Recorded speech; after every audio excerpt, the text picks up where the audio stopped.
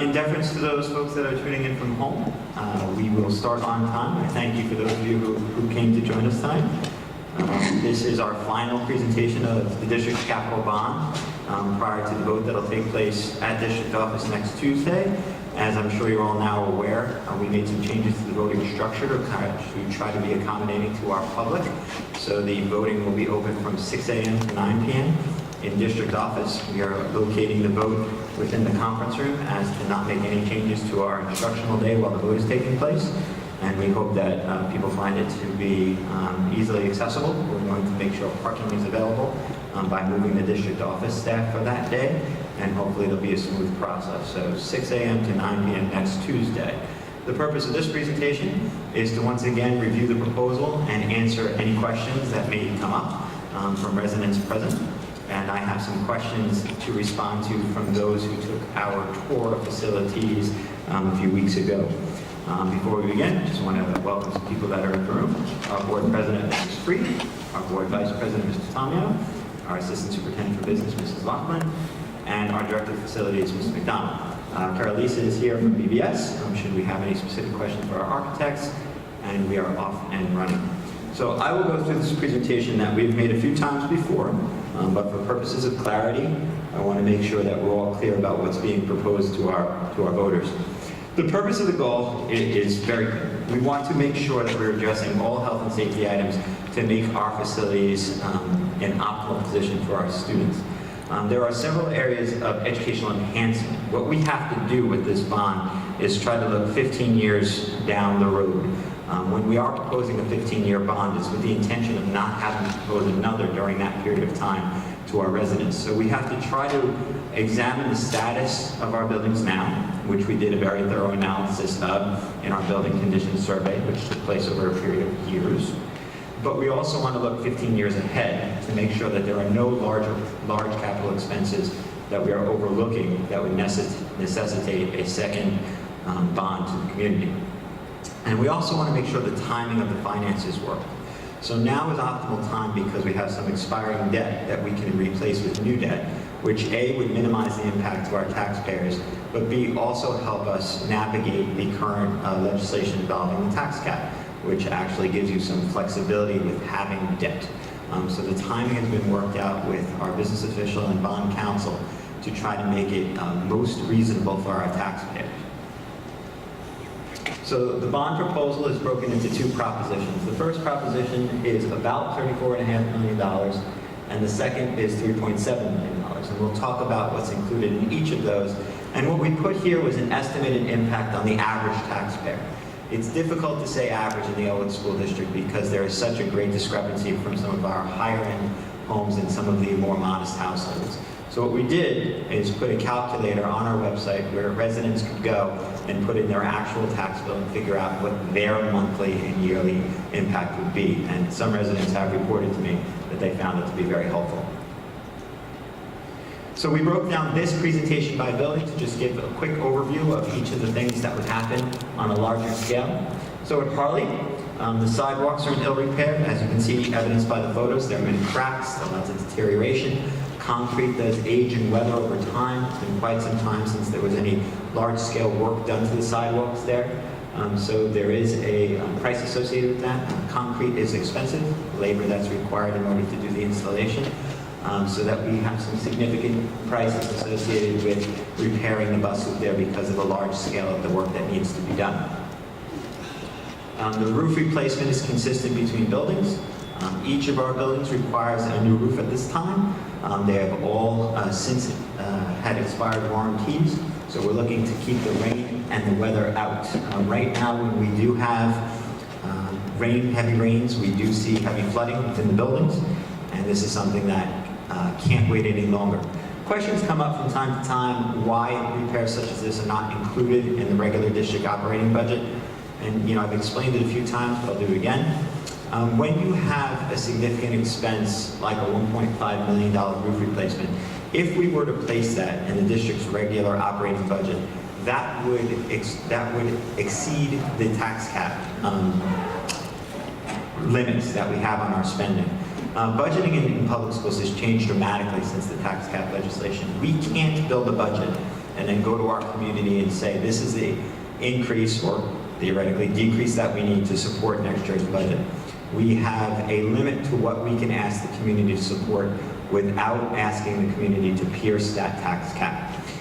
There is a perception that it's 2%, but it is actually a complicated formula that each year fluctuates. 2 years ago, the tax cap projected at close to 0%, whereas this year it's anticipated that the tax cap will be somewhat over 2%. So it's a difficult explanation to give the residents, but that 2% is what people tend to believe the tax cap to be. So working with that number, if we were to include a $1.5 million project in the budget, it would exceed that 2% tax cap with one project. So all of the other expenses we incur within increases to health insurance, increases to TRS and ERS, cost increase to fuel, all of those things we would not be able to absorb because of this one project. So when you have projects of this size and scope, the way that the state requires us to fund it is through a capital bond proposed to the community. We've tried to explain that a few times, but the question still remains. At Harley Avenue, we'd be looking to do some renovations to the cafeteria. We'd be looking at the ceiling, the lights, the painting. We'd be replacing the cracked terrazzo floor. We'd be adding an air conditioning system. We wanted to make sure that each of our buildings has a large room with air conditioning to control temperature. So then those hot months, which this year came right through November and we'll expect to see again in the spring, there is always a place that large group of students can be brought to be cooled.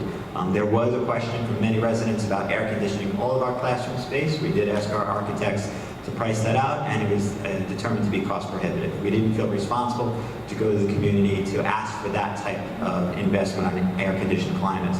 So instead, we moved forward with making sure that each of our buildings had large group areas where we could bring children on oppressively hot days. At Harley, it would be the cafetorium. For those of you that haven't been to Harley in some time, they don't have an auditorium. They have a cafeteria that they use for multi-purposes, referred to as a cafetorium. And as you can see, the lighting is not adequate for the space, so we'd be looking to upgrade the lighting as well. These are some of the other projects that would be done at Harley Avenue. We need to make sure that all our buildings are ADA compliant. The Americans with Disabilities Act requires that all of our buildings have equal access for people of different abilities. The way that legislation works is that when you start a new project, you must be compliant for the year you do the work. And while our buildings are compliant for when the last projects were done, the state requires that if you're going to do new work, you must be up to date with the current compliance. So that opens the door for lots of other work being done. One clear example at Harley is that the nurse's office is not wheelchair accessible. So that type of work should be done and would be done if we were successful with this initiative. So ventilation, exhaust, drainage is something you see consistently throughout our proposals for each of the 4 buildings. For those of you that are longtime residents, you know that drainage has been an issue. We see that our parking lots flood when we have heavy rains. We know that it doesn't dissipate over long periods of time. Work needs to be done, and that work is expensive. And there's the price tag for highlight. Pipe tunnel abatement, whenever you see abatement, it refers to the removal of asbestos. Asbestos was a commonly used construction material until it was determined it was a dangerous carcinogen when disturbed. There is no safety risk to our students now. However, when we go to do work in the areas where asbestos was used, it requires an abatement. Basically, a hazmat team comes in, clears it out, so that our gentlemen or electricians or plumbers can do their work. We want to, through this bond, remove asbestos once and for all, so that we can do more of our work using our internal resources moving forward.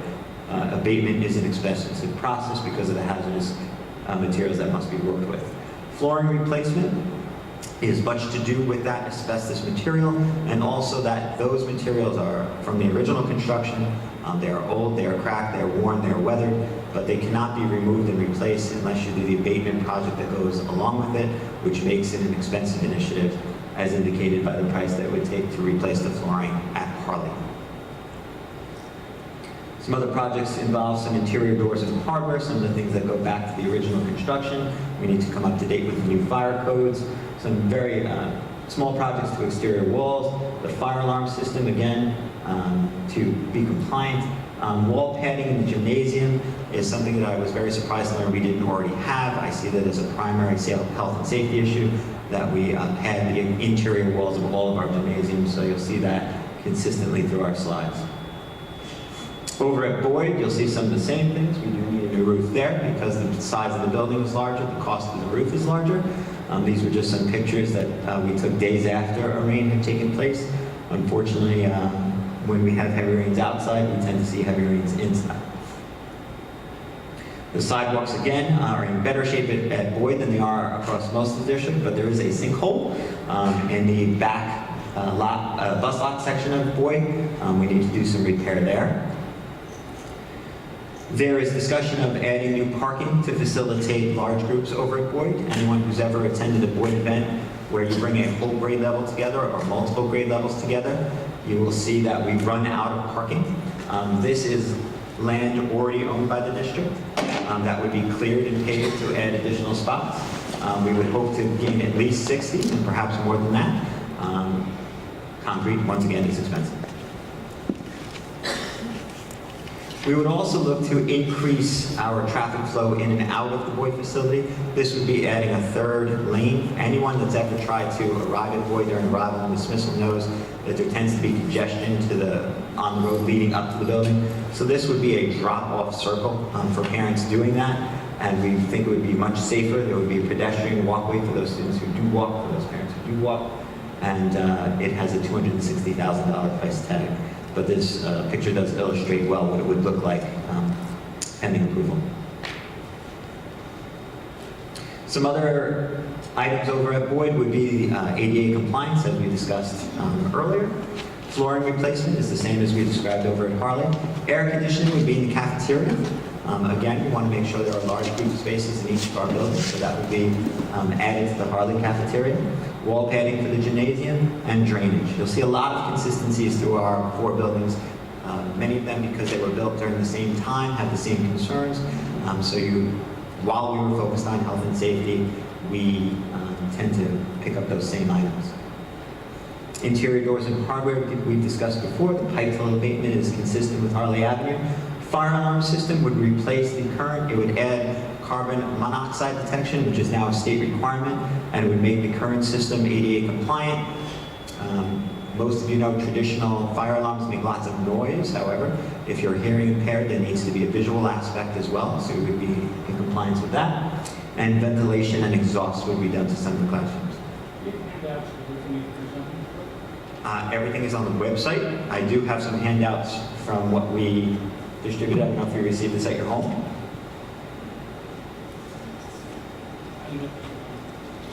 Some of the residents just received that today. At Elwood Middle School, the building that we're in now, roof replacement, consistent. The larger the building, the greater the expense of the roof, so this one has a significant price tag. And working with our architects, we're looking to make sure we're using roofing material with the largest time span, so it would be warranted for the greatest period of time. Cafeteria renovation is somewhat consistent with what we talked about at Harley Avenue. However, we talk about new ceilings, new lightings, new furniture. Right now, the furniture is in ill repair. We also want to purchase cafeteria furniture that's conducive to a middle school environment. You would see fewer long tables with movable chairs. You would see more round tables with fixed benches and things of that nature, conducive to a middle school environment. We would be adding air conditioning to this space. As discussed, it would be another air-conditioned environment of a large scale to bring children to. And the floor there would also need to be replaced. This is what our art room currently looks like here at the middle school. The cabinetry, the tiling, the wood, the storage space is all to our original construction. This would all be removed and replaced. Right now, materials are stacked up on the floors. Students' artwork is laid across the room for drying, things of that nature. We want to make sure that we build the space conducive to the work that's going on. So there would be sufficient storage added and the correct equipment to match the projects that are going on. We would also need to do the floor, the ceiling, the lighting. Similarly, in the Family and Consumer Science classroom, this is outdated, less functional materials. This looks like a picture back in time a bit, and the pictures really don't do the room justice. Most of those cabinets are broken, falling apart. They're not areas that we can use. We would look to redefine the space to be a more 2018 version of an instructional space. So in some cases, we'd be replacing what you see, and in other examples, we'd be adding furniture more conducive to the work that's going on in the classroom. For this room, it has a sizable renovation associated with the bond. This is the original furniture when the building was built. All of these seats would come out. All of this furniture would be replaced. The carpeting, which is stained, torn, and ripped, would be replaced. We would be doing work to the stage. We'd be doing significant work to the lighting. Right now, the lighting has two sets, on and off. That is not conducive to any of the programs that we try to run through this facility. And we'd be making some repairs to the air conditioning. As you know, this is an air-conditioned space, but the current unit requires some repair. And we'd be refinishing the stage and some of the finishings in this room as well. As so many of our meetings take place, and we have so many gatherings in this room, we really truly want it to be a point of pride for the community and our students. So this room would have a very nice facelift if our bond vote is successful. Drainage outside this building is essential. This is what the back lot near our buildings and grounds entrance look like. It floods to knee-deep waters. Those are district vehicles that are exposed to that flooding, and we need to drain it. This was a rain that took place in August, the day these pictures were taken. This is what some of the sidewalk repair looks like. It's a tripping hazard. The concrete is broken. It is weathered. It needs to be replaced. The locker room is an area of this building that is also part of the original construction. As you can see from the photos, the lockers, some of them are no longer usable. We need to replace that space. We need to do work to the tile, some of the toilets and showers. There's other areas of the room that were included in the building condition survey that made the total redo of the room in excess of $1.2 million. We didn't feel responsible bringing that number forward. We looked at some of that as work that was non-essential, so we removed it from the proposal and have kept the more essential items of $625,000 contained within, so that our locker room space is usable for our students now and moving forward.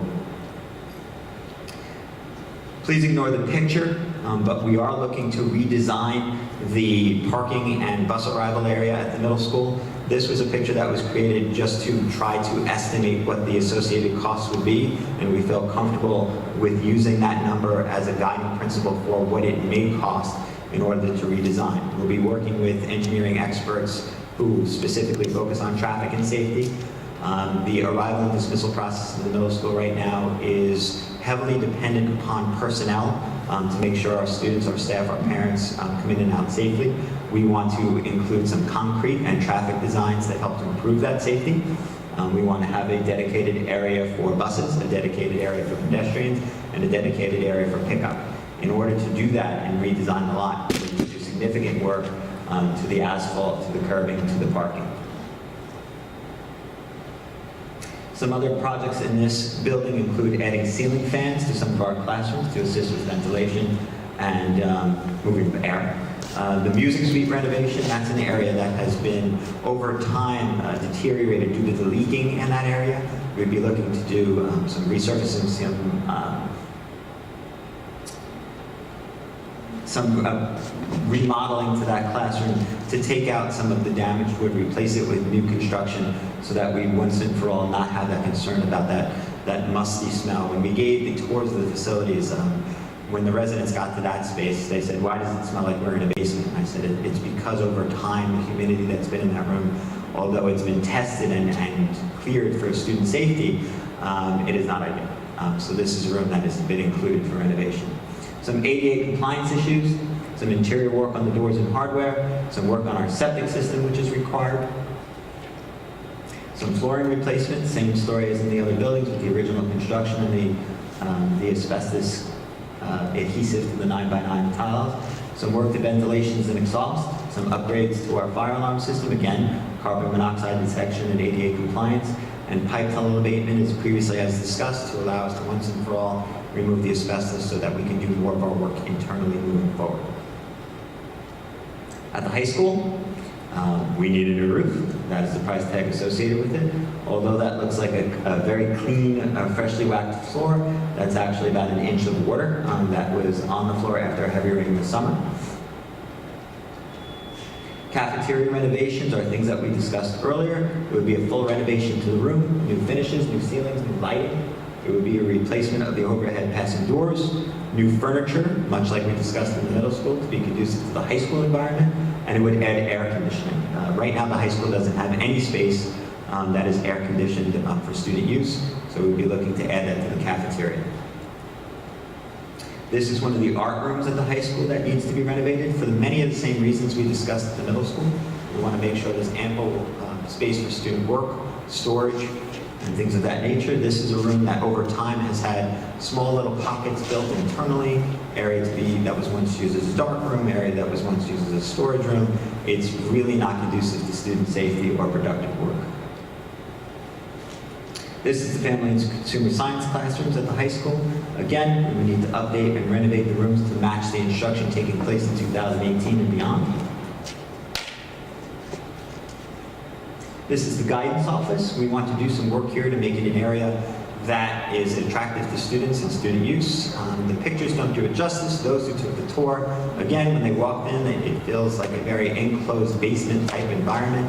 It's an area where the offices are very close together and lack confidentiality. We want to create a space so counselors can hold private conferences with parents and students. And we also want to create a conferencing area so that so many of the college recruiters that enter our high school have a place to go. Right now, we have no space dedicated for that at the high school. If we're able to move forward with this renovation, it would be a more college and career center. When this project was done at John Glenn High School to add the brickwork to the sidewalk, I'm sure it was lovely. I'm sure it was a wonderful addition and really aesthetically very pleasing. Unfortunately, bricks and concrete settle at different rates and weather at different rates, and what we have now is a giant tripping hazard of which we've already had some residents experience difficulties with. So what we're looking to do is rip out all of the brickwork, all of the concrete, and replace it with level concrete or asphalt as the project calls for, which will look beautiful, but certainly very different than it looks now. The tennis courts, believe it or not, make the list of health and safety. Because of the ill repair of the tennis courts right now, they are cracked and weathered to the point where we can't responsibly continue to field our teams on these courts without being concerned that there may be injuries to our athletes or visiting athletes. These courts are also an area that's open to resident use when school is not in session. And right now, the ill repair of the courts makes them a place of concern. So the bond calls for a full replacement of all 7 courts. The high school auditorium is in better condition than this auditorium in that we're able to repair and do some minor replacements to the seating and things like that, but we still need removal of the ceiling. We need to do work with the curtains on the stage. We need to work on the stage floor, the tile floor. We need to do work with the acoustics, and this is not an air-conditioned space. So the most significant portion of the expense posted is adding air conditioning to that environment so that, again, we have a large group area. These are some of the other projects listed for work at the high school. Some renovations to our science lab. While the initial building condition survey called for many of our science labs to be renovated and reworked, we limited it to 2, the 2 that we felt needed it the most and would need it the most moving forward. Renovations to the robotics lab, we would reconfigure our woodshop lab to become a multi-purpose room where we could do work with both woodworking and robotics. Ceiling fans for classrooms, again, while air conditioning is cost prohibitive, adding 2 ceiling fans to each classroom, the associated electric work that's necessary, is about $5,000 per room.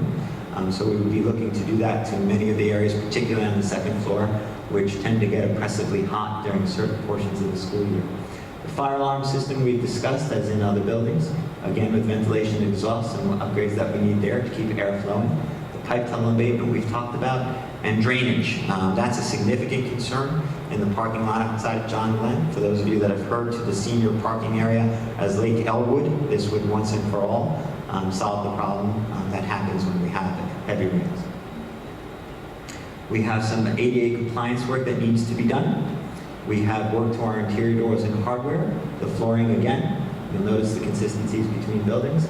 Some exterior wall construction, some septic work, and the last one requires conversation.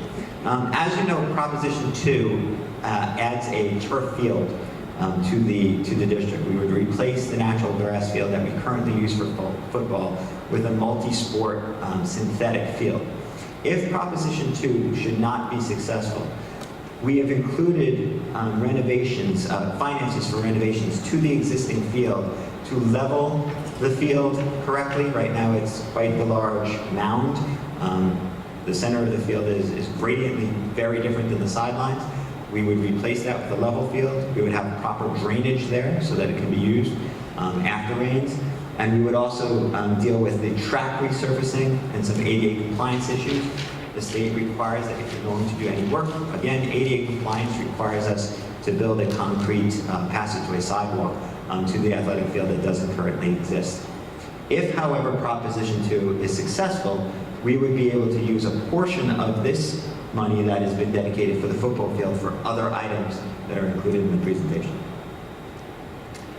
But if you look at the proposition the way that I have explained it by building, this is the way the costs break down per building, and the total cost of Proposition 1 does arrive at $34,568,000. Proposition 2, however, focuses on some enhancements that would benefit our athletic department and our student athletes. The synthetic turf field and sidewalk that leads to it would replace the natural grass. I think it's important to note that the field would not just be used for football. Our soccer program, our lacrosse program would also benefit from the use on the field. The concession stand would be built. It would include outdoor bathrooms. That's something we've heard from our residents time and time again, which would enable us to hold events outside and keep them outside. Right now, when we hold large-scale events at on the football field, we have to open this building for bathroom usage. A new press box to replace the one that is existing there. A new scoreboard would go on the baseball field on the other side of our driveway to bring the total proposition to just over $3.7 million. It's important to note that Proposition 2 cannot pass independently. Proposition 1 has to be supported by the community in order for Proposition 2 to pass. There are alternate items that we've been proposing and talking about because of that fluctuation in what we're proposing costs to be and what true costs may turn out to be. It is irresponsible to use low numbers because if we come in over budget, we do not have the capacity to go to the community and ask for more. We do, however, hope to stay within the budget and have some flexibility for alternate items that have already been identified.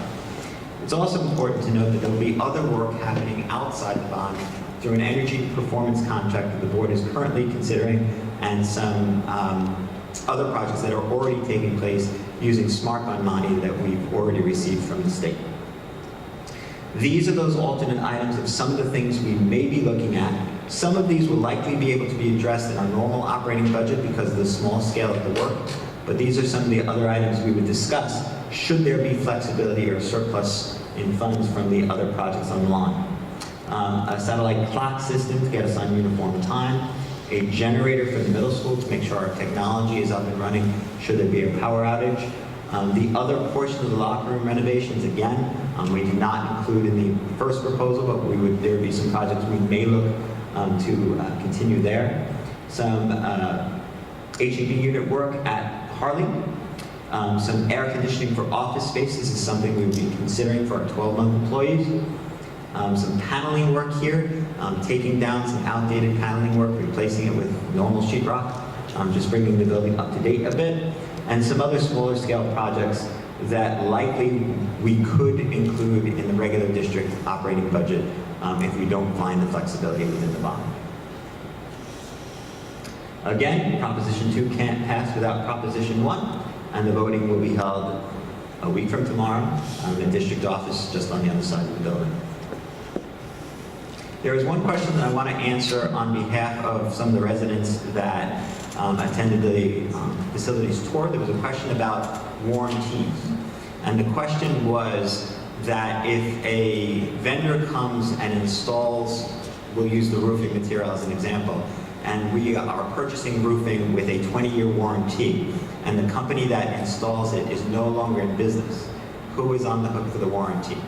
So I went to the architects, and I will give a very black and white answer, and Carolisa can expand if you'd like, in that it's not the installation company or the installation company that warranties the project, it's the manufacturer of the material.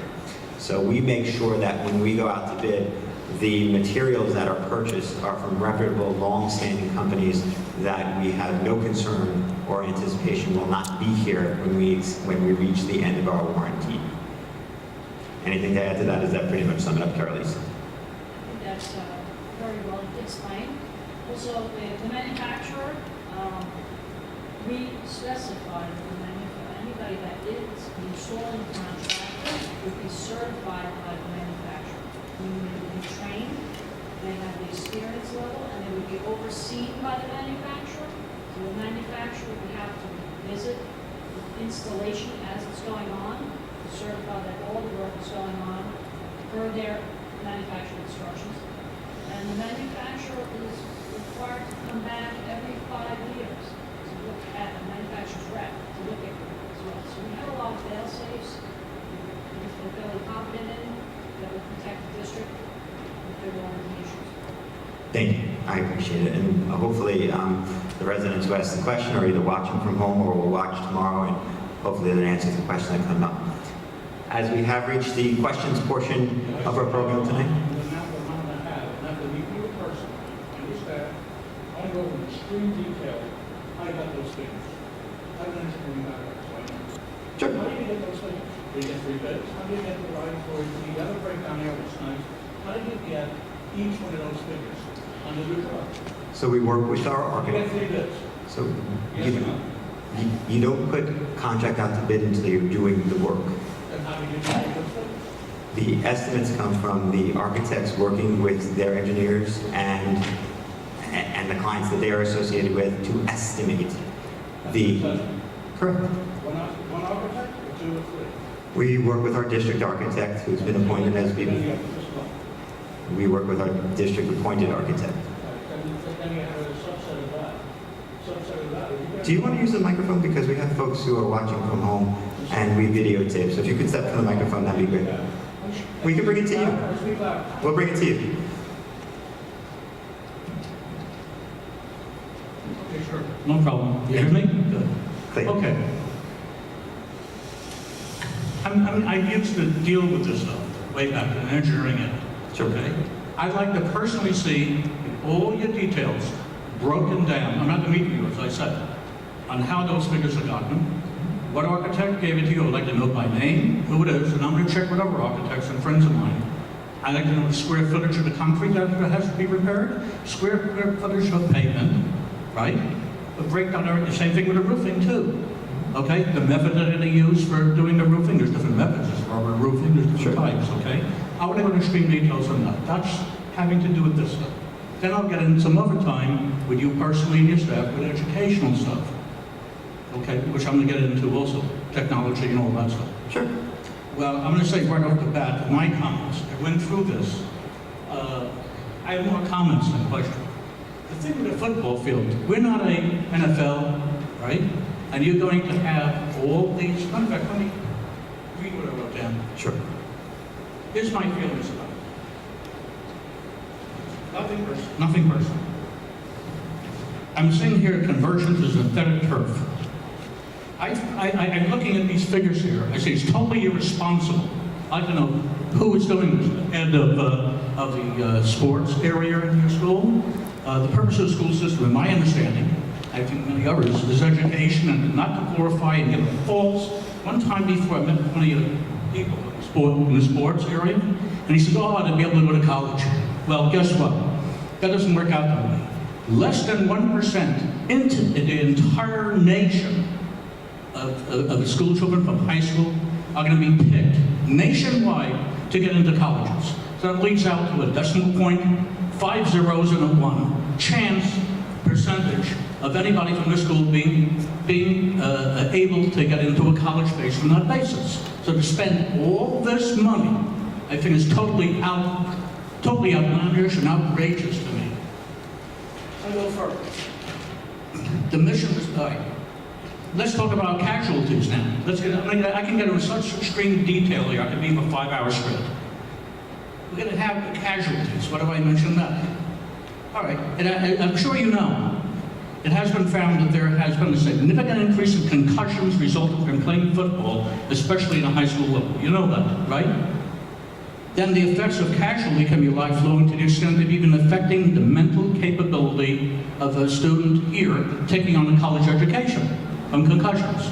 I can give you the figures on all this.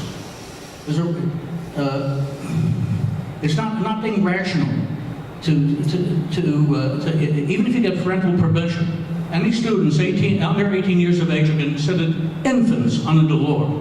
They can make a decision. They want to do sports? Tough. You cannot risk them getting injured. Are you covered for that? Are you going to be, then you now construction of a press box. What do you have? You have Major League Football here? I don't think so. This is outlandish. Again, irresponsible waste of money. Now let's get to the bonds over here. It is being portrayed, oh, we're just going to have bonds, right? Well, bonds will have to pay back the amount of the money plus interest, and it'll be sorely borne by residents, such as me, within the Elwood School District, who are already overtaxed on real estate taxes. So in effect, this becomes another tax disguised as a bond. That's the way I see it. If you disagree with anything, tell me. At this rate of increased real estate taxes from our school system, it is getting to the point which will no longer be affordable to live in the Elwood School District.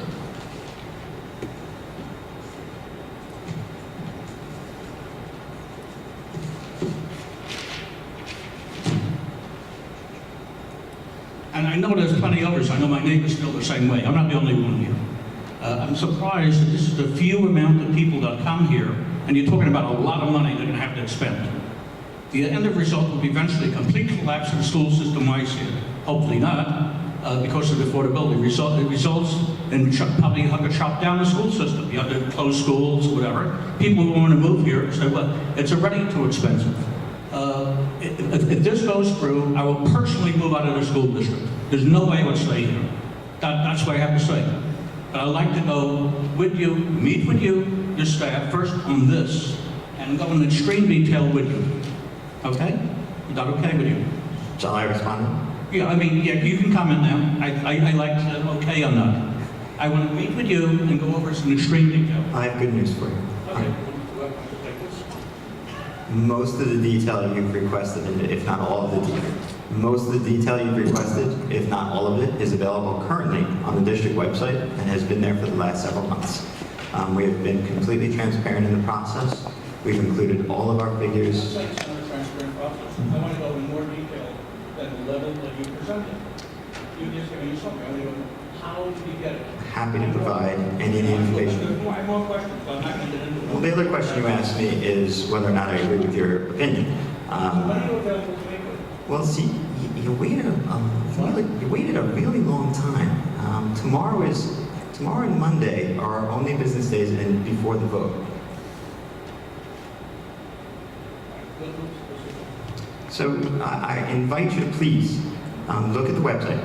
Look at all the materials that are posted. We posted everything in great detail, hoping to be as transparent as possible. So do me the courtesy of looking at everything that's posted, and any questions that you have, please email myself, Mrs. Loughlin. We will give you answers in writing to anything that you have a question about after you've had a chance to review those materials. As far as some of the other opinions that you've expressed, all I can say is my opinion doesn't matter. I don't have a vote on Tuesday. I want to see the source of all this. And that's fine. And again, then we're all set. I don't share some of the concerns that you raised, but I do understand why you might. I certainly do not deny your right to be entitled to that opinion. And the reason why the board and the administration cannot unilaterally implement these types of expenses and rule that this is the direction the community will take is because the residents must approve. And if 50 plus 1% of the residents share your concerns, the bond will be defeated. That's the reason for the vote and the reason for the democratic process. So we'll find out a week from Tuesday whether or not the residents support Proposition 1 in its entirety, or Proposition 2, or one or the other. I'm anxious to find that out myself. I'm looking forward to moving forward, and we'll find out a week from Tuesday. Any other questions, please feel free to come to the microphone.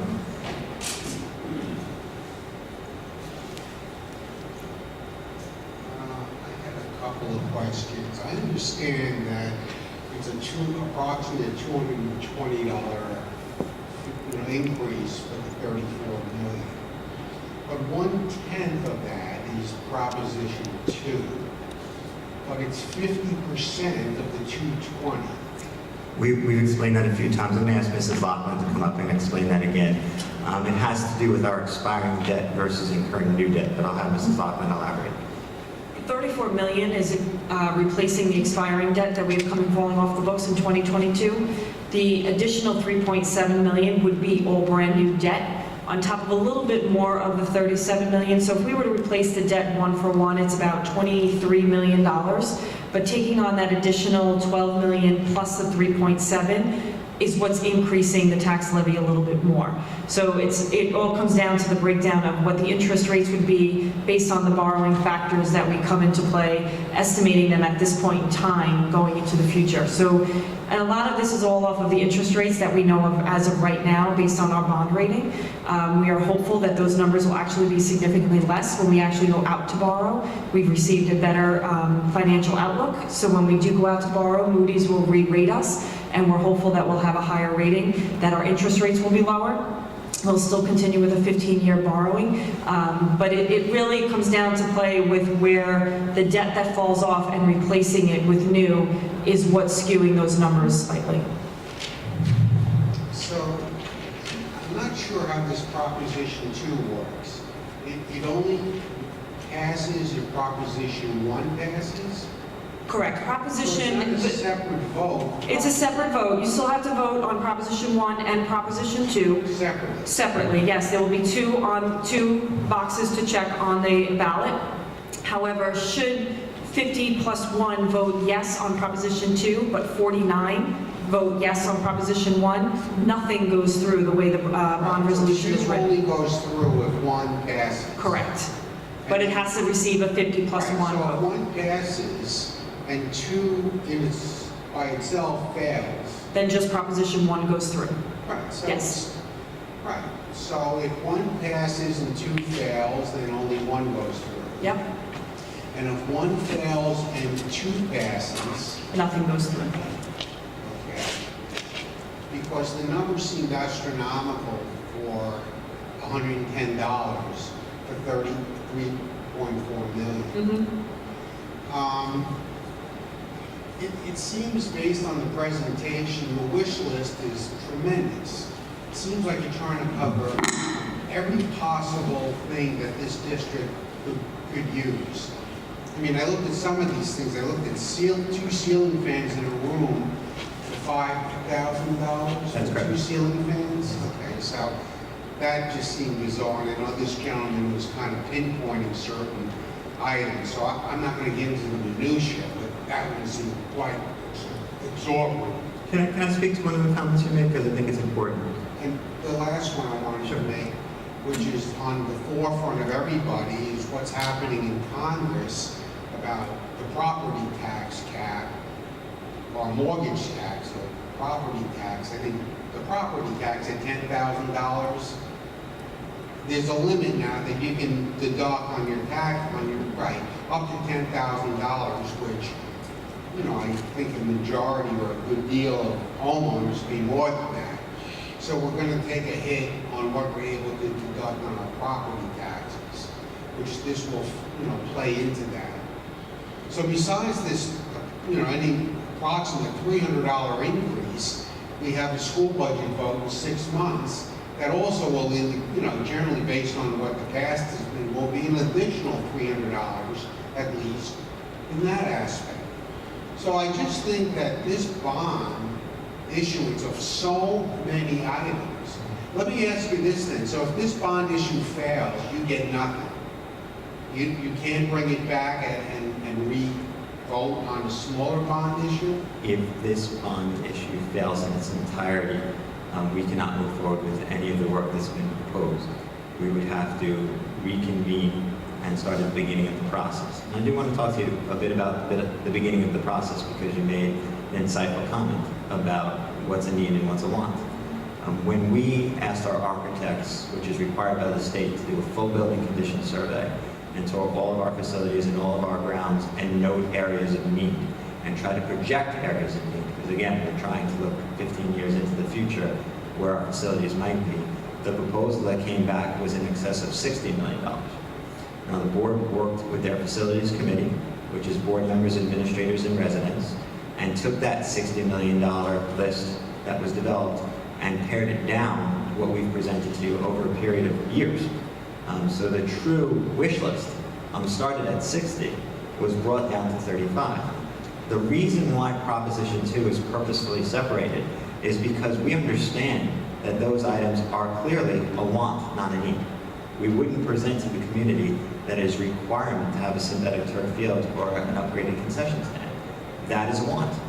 So the board, and I think very wisely, separated the two propositions so that those that we do interpret as health and safety and need items are separated from the want items. Within the $35 million, there are clearly some items that we could do without today. But again, two of the things that we're trying to accomplish are looking 15 years forward and also making sure that our schools remain a point of pride for the community. When we say we can get by with something, I'm not sure that's a reflection of the priority that the Elwood district places on their school district. So while getting by is a hard argument, we want some of our facilities that we added on the list to be a point of pride. I think it's a tall order. You're going, keep in mind that this district did not pass the budget 2 years ago. I understand that, Right. that we failed to pierce the tax cap. Right. So you went back, you reworked it, the numbers came in better, and then the district passed it. This is a one-shot deal for you. You've got one chance of getting this bond to pass, and I can't even imagine what $60 million wish list looked like. I don't even want to go what you originally had planned. Please understand, it was never a plan. It was an audit of all of our facilities to say these are the items that would be What identified. about year to year doing some of these upgrades within the budget we have? Sure. I mean, one of the things that I've always been amazed at is that this district seems to have so little in reserve. And, I hear Tom DiNapoli ordering district after district about having excess reserves. And that's always an interesting argument for a district that has more than what he allows, which seems like the taxpayers have been overtaxed. It is. But their response, and it makes sense, is that they keep money for the rainy day fund. So with all these items, 150,000, 75,000, you're telling me there's never been money in our budget to address some of these issues within the operating budget that we vote on and pay for? So it's my understanding when I audited the financial records of the district when I arrived as your superintendent, that as recently as 10 years ago, there was less than $100,000 in the district's undesignated reserves. That's critically low, affected the district's Moody's rating, credit rating, and operating ability.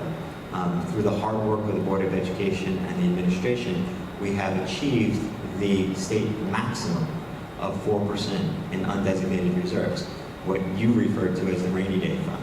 And how much is that? 4% of our $60 million budget. Right, so that's 2.4 million. So if we used that fund in its entirety, which would be fiscally irresponsible, we couldn't replace the roof of this building. It's interesting. I didn't keep the article, but a couple of months ago, the news there reported that Lindenhurst was putting out a similar bond. There are many districts putting out similar bonds for many reasons. The cost was like $20 a year for the home. It was so minimal. It's like a no-brainer. Am I off base with that? Because I remember reading that it's going out to a vote for such a minimal amount to the homeowner. There were several districts that had previously created capital reserves funding for their districts. Lindenhurst was one of those districts. Moving forward, following this bond, now that we found ourselves in a position of greater financial stability, it will be a recommendation from Mrs. Lockman that Elwood establish a capital reserve bond, which is the way the state allows for any fund balance at the end of the year to be placed in a fund that would be dedicated specifically for capital projects. We don't currently have that. There are other districts who are putting out bonds to the community, like Lindenhurst, that had more stable financial positions historically that enable them to do that. It's just discouraging. I've been a resident here for 33 years. And it seems like, we don't have any money. We don't have the money that so many other districts, and they're referring to a capital bond fund, that with our taxes going up, and for many years before the cap, we had 8-10% annual increases. And all these years, we've never been able to generate, in this case, a capital bond fund, let alone a basic rainy day fund that is now, over the years, going from 100,000 to 2.4 million, which is taxable dollars to us. So somewhere within the budget each year, I don't think I ever saw a line item that said we're designating $340,000 specifically, or $500,000 specifically for a capital fund or a rainy day fund, as we call it. But in the last several years, and not only several, we've been able to accumulate $2.4 million. I'd like to know if any of that you plan on putting back into the budget in the spring, the budget vote, to help alleviate any budget increase that we're going to see. One of the difficult questions that any board faces every year is whether or not to apply fund balance to reduce the tax revenue required from the taxpayer. It is fiscally responsible and healthy to be at or near that 4% that the law allows because of unanticipated expenses. They are numerous, but a new resident can move into the district tomorrow with a child with special needs that requires a residential placement that exceeds $250,000. If we don't have an area of our budget where we can find that flexibility, we have a problem. So it is fiscally responsible in the educational process to have some flexibility in the budget. The fact that we were operating for years without it was dangerous position for the district to be in. I was part of the citizens. The CFBAC? Yeah, for a number of years. And for years, we worked with a very low fund balance. And I understand the cost of special needs children coming into the district. Moving on from that, a question, if I may.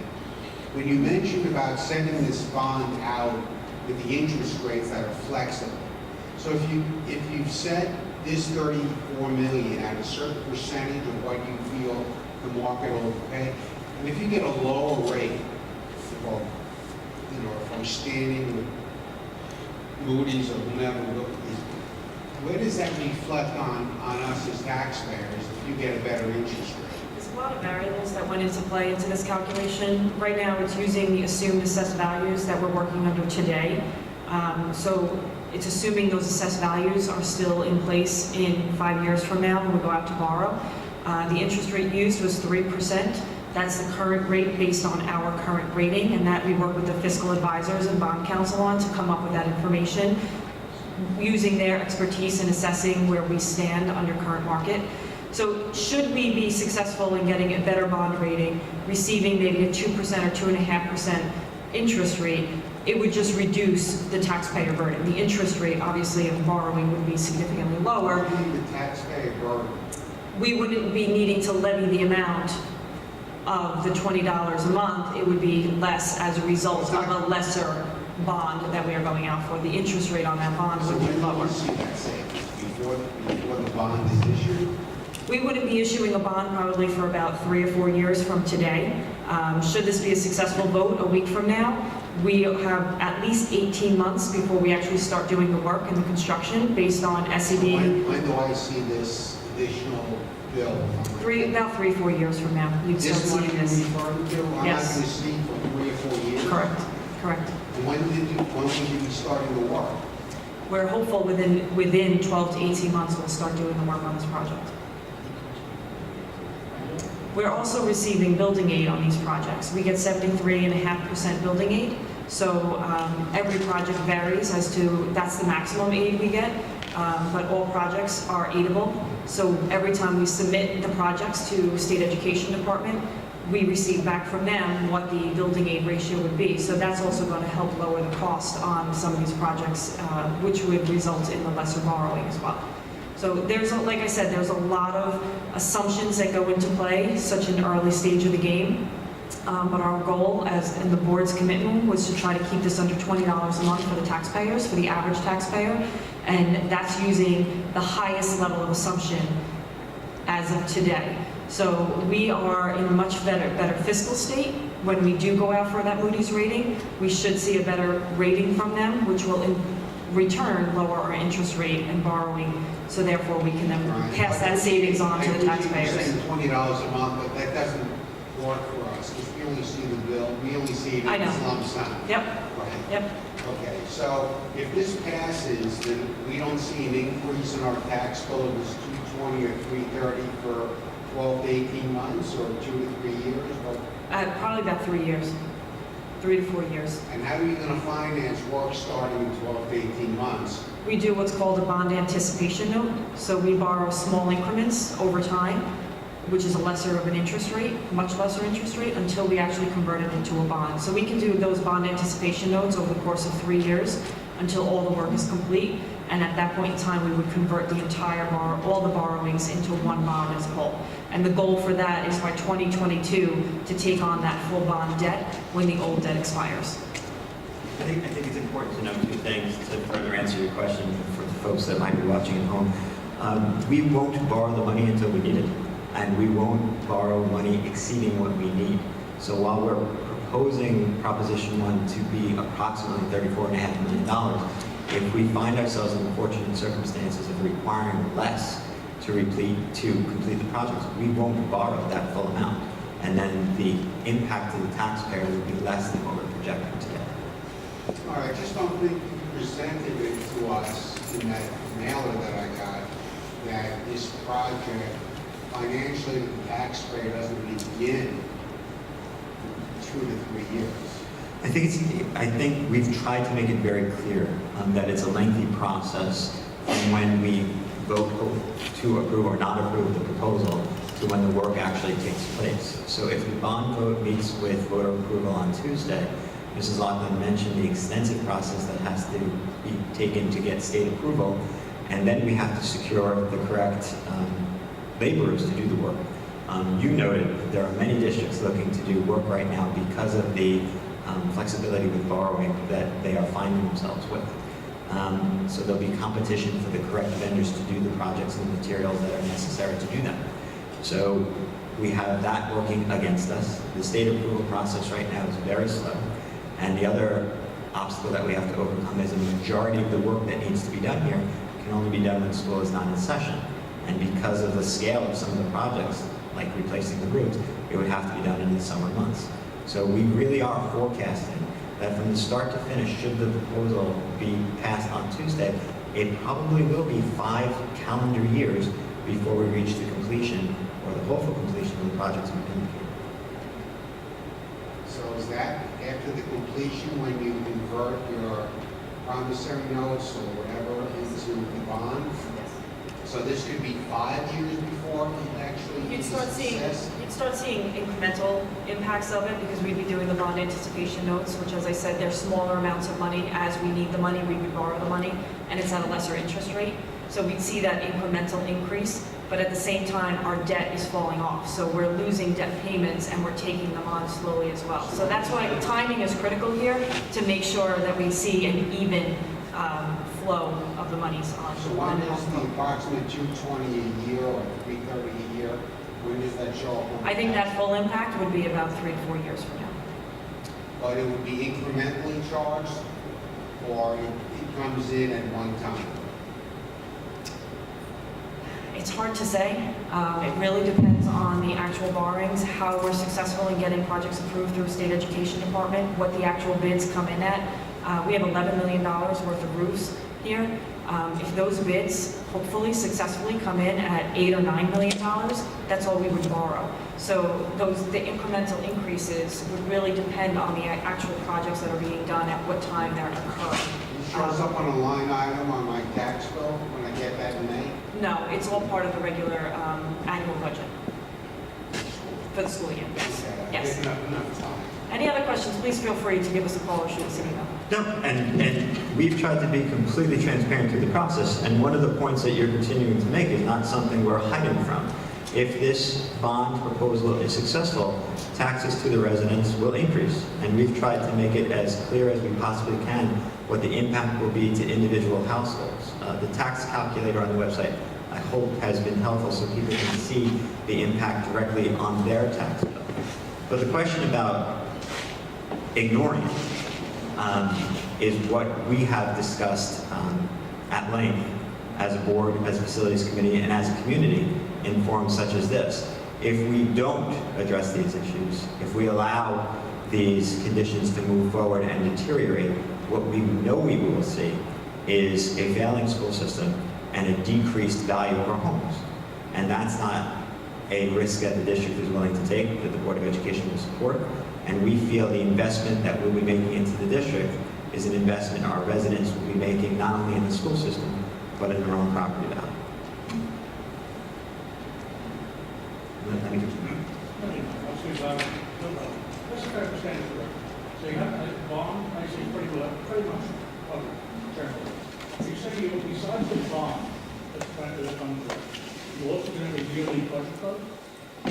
That's correct. You have taxes augmented that way, goes that way too. Well, the bond is for capital purposes, as we've gone through, and is unique to just those expenses. The annual district budget vote, which happens on Super Tuesday in May, is our regular operating budget. This is So for... you're saying with the bond, you're not going to have a yearly budget vote? Oh, no. Every May, every third Tuesday in May, every year, we will have our annual budget vote. So you have a budget vote, so you have added taxes with that, plus a bond. That's correct.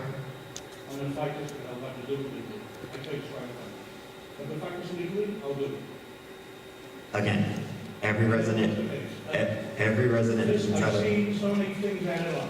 Curtains have to be replaced, we've had in the detailed list there. Curtains to the stage, Right. they're ripping apart on you. I mean, why do you put curtains on there? Who put curtains on the list? that are needed No for, renovation, you put down curtains. So it's stage curtains. as I said, you are more than entitled to your opinion, and I'm hearing you clearly, as is everyone else watching from home right now. They're hearing you. If the majority of our residents share your opinion, the bond will fail. See if you Agreed? get to the point. Okay, See if you get to the point. okay. Other questions?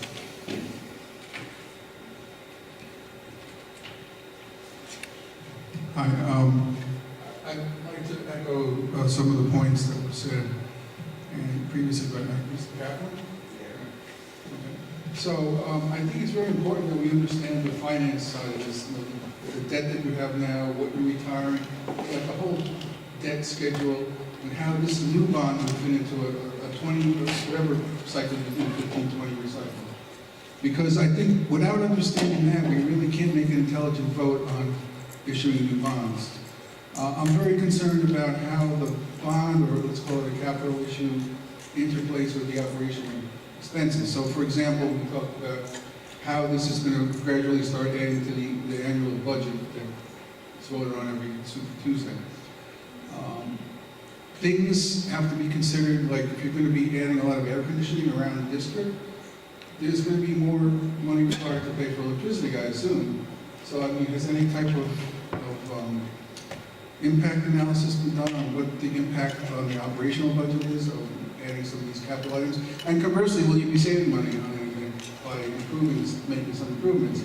And not to mention, I don't know if there's litigation costs too when people trip over a broken sidewalk. I appreciate you asking the question, and the answer is we've given a great deal of focus on anticipated expenses incurred by the project that we're undertaking. One of the things we expect the board to do within the next meeting or two is enter into an energy performance contract. We've been listening to different vendors for the last several months present their proposals to the district about ways to enhance our energy performance in all aspects of the district, moving from LED lighting sources to the type of heating and But ventilation. that's something you're going to do regardless of the bond issue? Well, it's dependent upon, yes, but it's dependent upon many of the projects done in the bond. For instance, there is a proposal to add solar panels to portions of our roofing. We can't do that unless we have new roofing to place the panels Well, on. that's a very good question. I know nothing about roofing or solar panels, but I understand that when a homeowner is considering putting in solar panels, they often dovetail that with roofing. You know, it's not something you look at in an isolated Correct. manner. So if we're going to approve, I don't know, look like close to $10 million in roofing, is our solar panels later on, a year or two down the road, going to negate the money we spent on roofing? No, not at all. And the good news about the energy performance contract that is something we've discussed publicly and will continue to discuss publicly is it's of no expense to the district. What these vendors do is they estimate what they believe our energy savings will be over a period of time, and they lay out the money in order for the projects to be done. So using solar panels just as a black and white example, they will pay for the solar panels, the materials, the installation, the whole bit, saying that it will reduce our fuel expenses that year by, we'll just say, over 10 years, $1 million. They have now spent $800,000 on the solar panels. I'm making up the numbers. They get to keep the $200,000 for making that initial investment. That's the way that the energy performance contract works. It's of no expense to the district, no expense to the taxpayer. It helps us to be more environmentally conscious. It creates a better learning environment for the students, and it reduces those expenses that reoccur each year. It is a win-win situation for the district, which is why we've been entertaining as many vendors as possible to make sure we're maximizing the savings that will occur. Is any of that, I mean, I looked at the website for about an hour today during my lunch hour. Thank you. I didn't see anything going down to that level of detail or anything about the finance side. We Unless I'm haven't missing yet, you won't see it. The district has not yet entered into that agreement. Right now, we're still listening to proposals from finalists of vendors that have been identified through a lengthy process.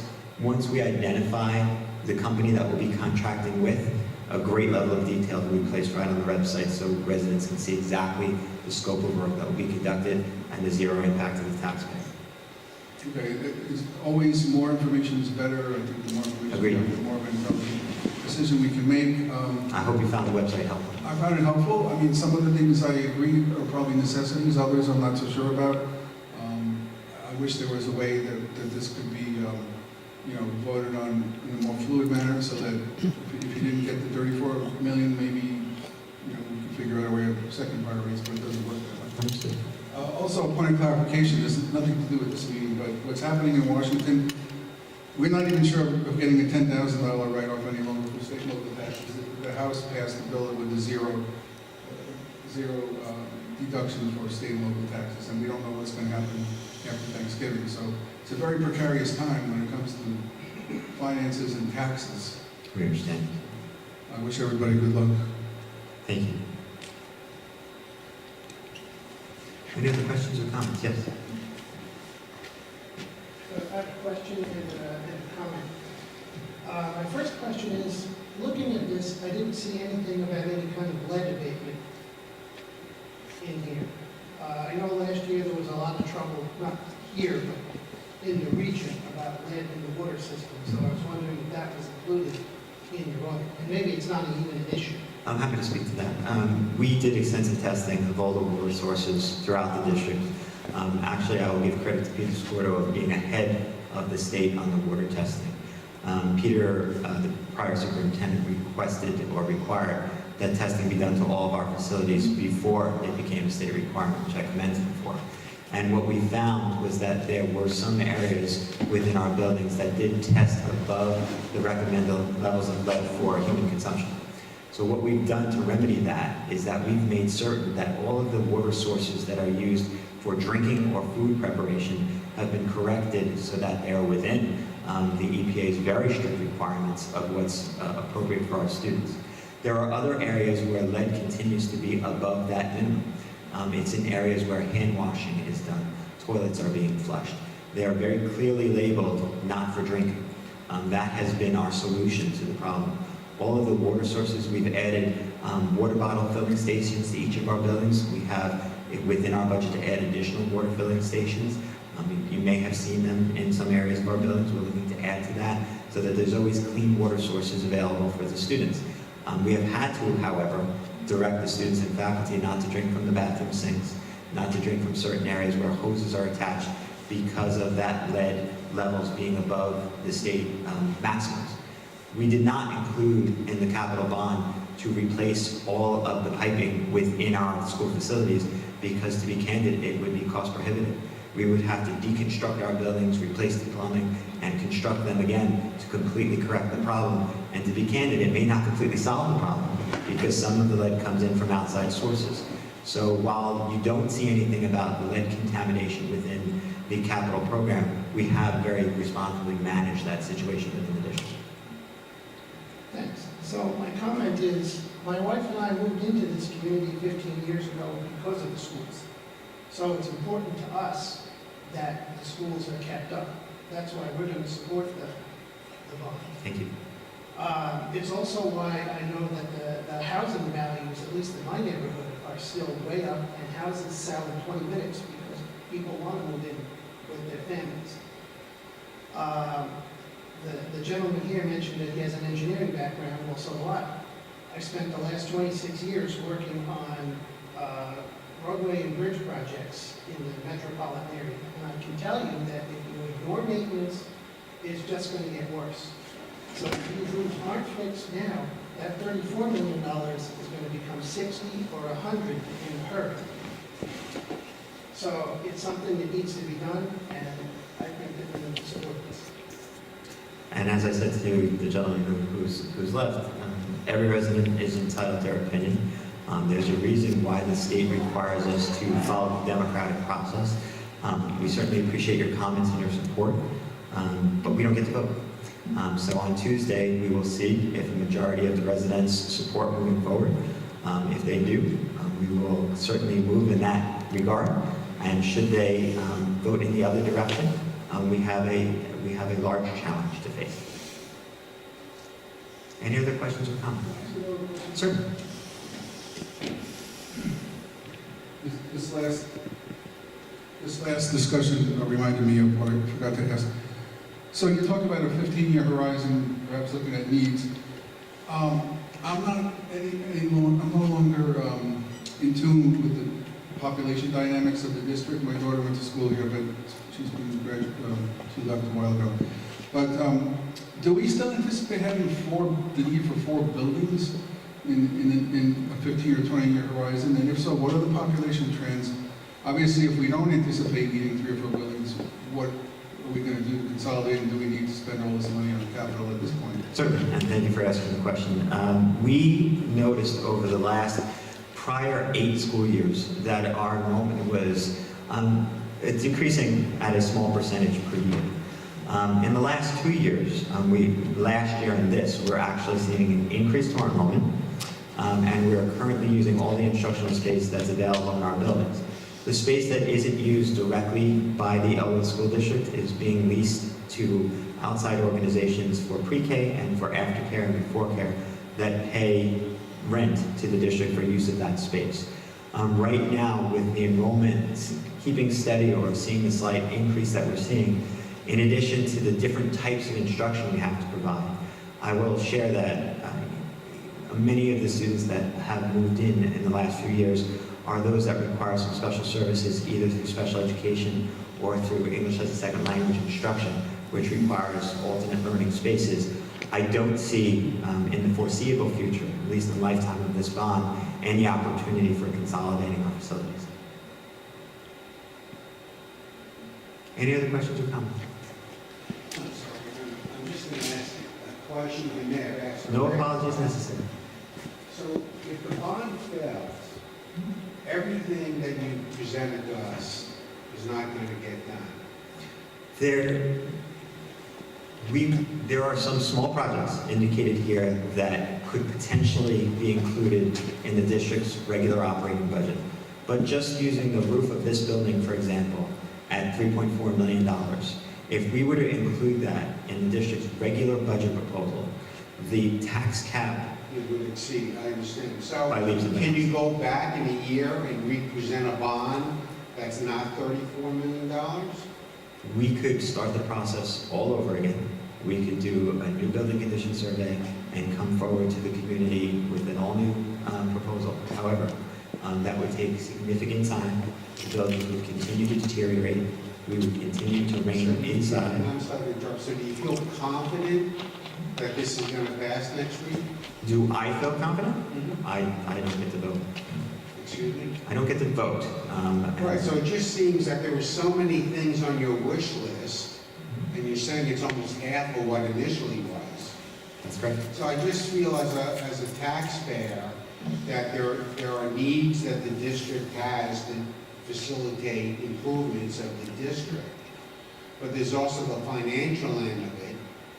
So I just feel that if people do decide not to support this bond, that there's no second choice. It has to, some of the money would possibly come through the district vote in May to support some of these issues, but a great many of them will not be. We would not be able to complete the largest majority of these projects within the district's regular project. Okay. But you make a good point, and I want to clarify something for you. Mr. Kaplan. Yes.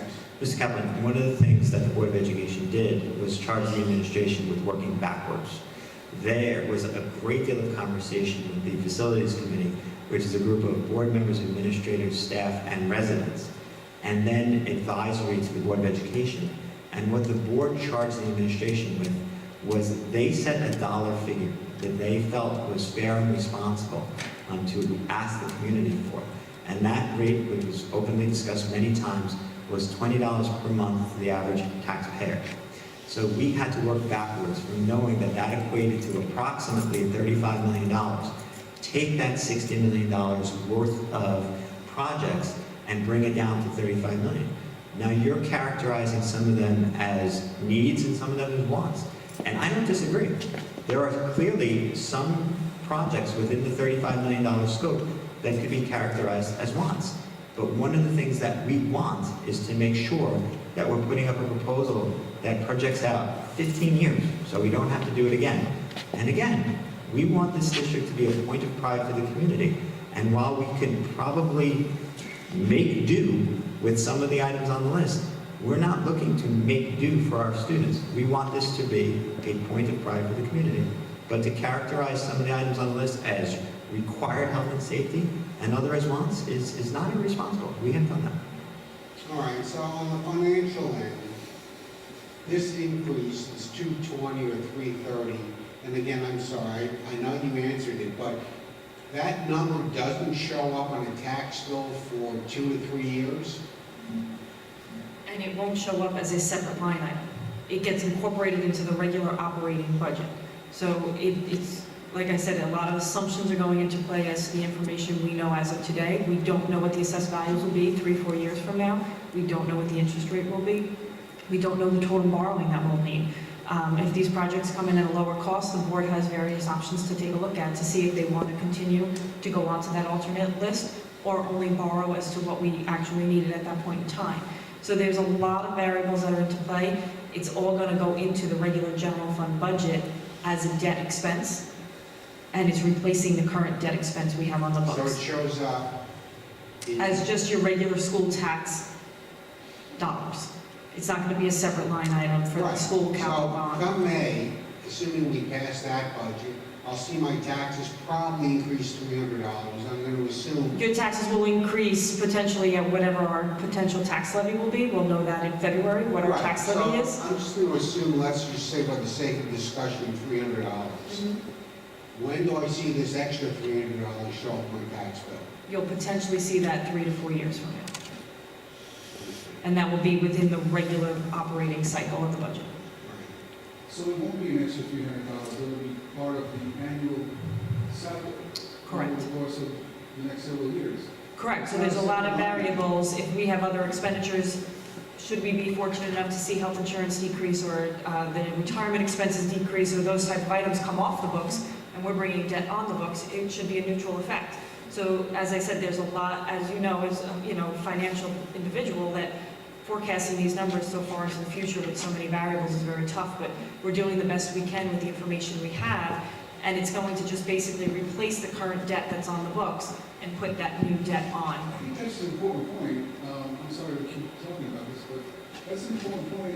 If there's the roughly 2% tax cap still in effect in the future, and you're not going to pierce it based on past performance, we're not going to see any more of an increase than we would have if the bond issue failed, and you got the money elsewhere and put other money in the budgets. Essentially. I think another important point to speak to the point you're making is our board is also extremely cognizant of the fact that we're proposing a capital bond issue in November. When we plan our annual budgets moving forward, and the board is considering any percent of increase to propose to the community, they'll be doing it mindful of the fact that the community has supported or didn't support a capital bond proposal in November of 17. I think it's real important to see the retirement debt number. If we see that some of the debt is coming off the books, and it makes it easier to approve new debt, more palatable. We will survey the website tomorrow morning and make sure that that's easily searchable in our documents that we've posted, because it is part of the reason why the bond is being proposed now, because the expiring debt, cumulative incurring debt, helps to keep the tax levy flat. Any other questions or comments? I have a question by Cross.